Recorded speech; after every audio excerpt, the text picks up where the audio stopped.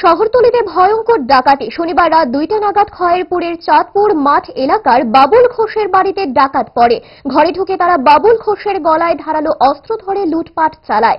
কোথায় কি আছে সব জেনে নিয়ে একে একে 23 ভরি স্বর্ণালংকার ও নগদ 3 লক্ষ টাকা লুটে নেয়। এছাড়া অন্যান্য জিনিসপত্র অল্প বিস্তর নিয়ে যায়। এই দুঃসাহসিক ডাকাতির খবর পেয়ে রবিবার সকালে পূর্ব থানার পুলিশ ছুটে যায় এবং ঘটনার খোঁজ খবর নেয়। বাড়ির কর্তা বাবুল ঘোষ জানান, ওরা 6 জন ঢুকেছিল ঘরে। ঘটনা হচ্ছে রাত্রে 2টা 5 এমন টাইমে আমি প্রথম আওয়াজটা পাই।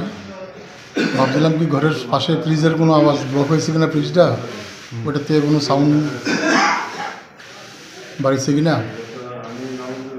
তো ওইটা খুলতে গিয়ে আমাদের ডাইন পাশে যে দরজাটা ওটা খুলে রান্নার কিচেনের ফ্রিজটা অফ করতে চেয়েছিলাম।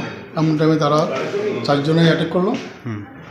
দাও নিয়ে কেউ গলাতে ইয়ে করলো, নিয়ে আমার এই আবার বেডরুমে না ভাইয়া গলাতে দাও ধরে রাখলো। তারা কি অস্ত্র নিয়ে আসলো? অস্ত্র নিয়ে আসছে। কতজন আসলো তারা?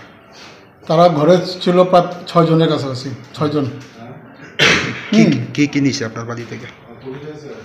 বাড়ির থেকে নিচে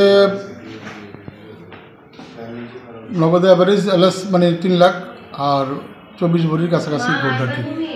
আর কি নিছে?